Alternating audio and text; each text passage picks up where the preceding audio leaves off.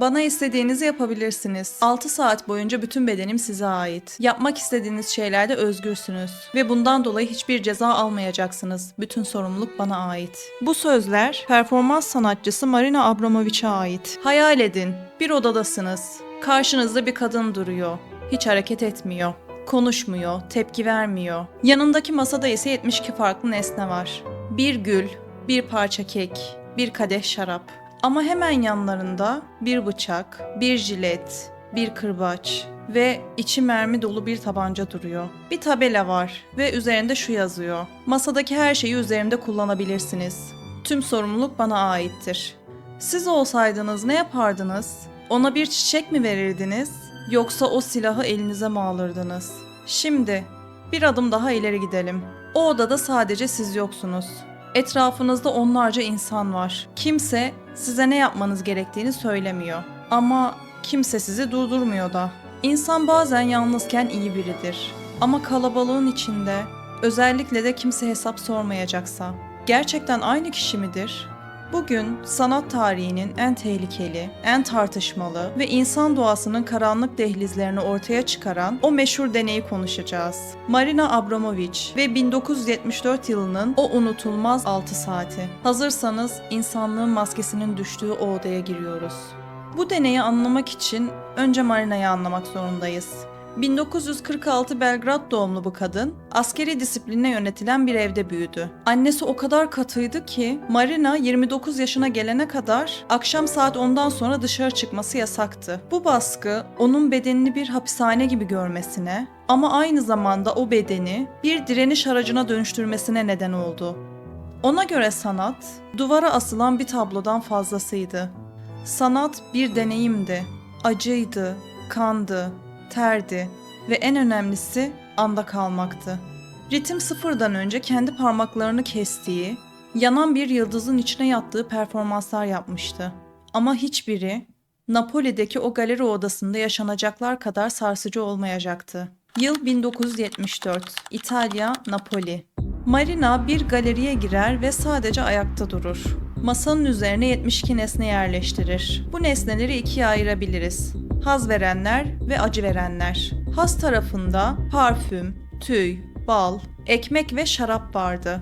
Acı tarafında ise makas, neşter, çiviler, zincirler ve evet, dolu bir tabanca. Marina'nın amacı şuydu: eğer kararı tamamen izleyiciye bırakırsak, insan ne kadar ileri gidebilir? Sanatçı bir nesne haline gelirse, toplum ona nasıl davranır? Saatler işlemeye başlar. İlk saatler oldukça sakin geçer.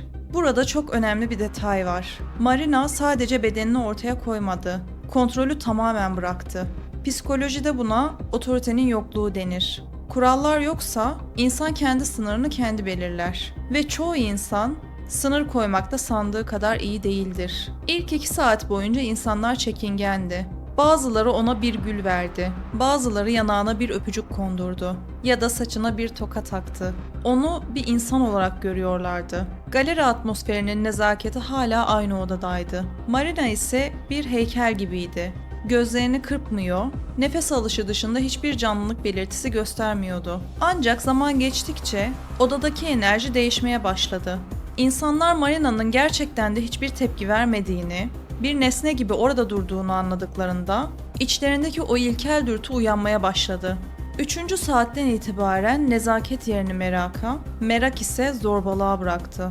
Bir adam Marina'nın elbiselerini makasla kesmeye başladı. Bir başkası vücuduna yazılar yazdı.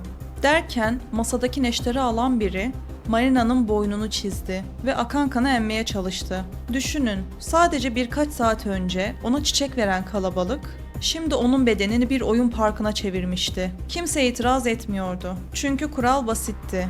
Sorumluluk sanatçıdaydı. Marina daha sonra o anları anlatırken şöyle diyecekti: o an tacize uğradığımı hissettim. Ama pes etmedim. Eğer pes etseydim bu benim değil onların zaferi olurdu. Burada ürkütücü olan sadece yapılanlar değildi. Asıl korkutucu olan kimsenin dur dememesiydi.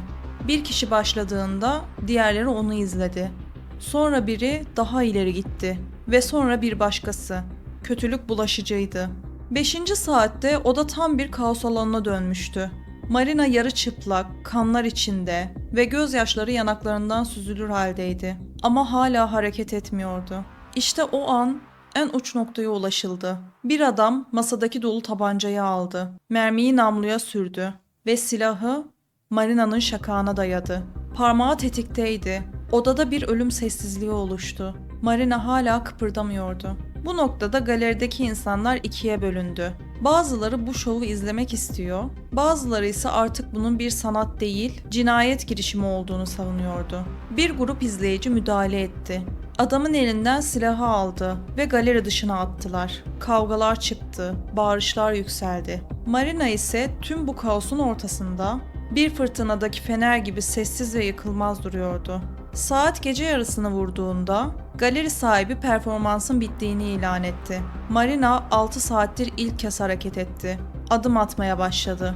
Kanlar içinde, elbiseleri parçalanmış. Bitkin ama canlı bir insan olarak kalabalığa doğru yürüdü. Peki ne oldu dersiniz? Ona 6 saat boyunca her türlü eziyeti yapan, bedenini kesen, silah dayayan o cesur insanlar, Marina onlara doğru yürüyünce kaçmaya başladılar. Kimse onun gözlerine bakamıyordu. Çünkü o an onun bir nesne değil, bir insan olduğunu hatırladılar. Marina'nın yürümeye başlaması aslında bir son değil, bir yüzleşmeydi. 6 saat boyunca nesne gibi davranılan bir insan, yeniden insan olduğunda herkes geri çekildi.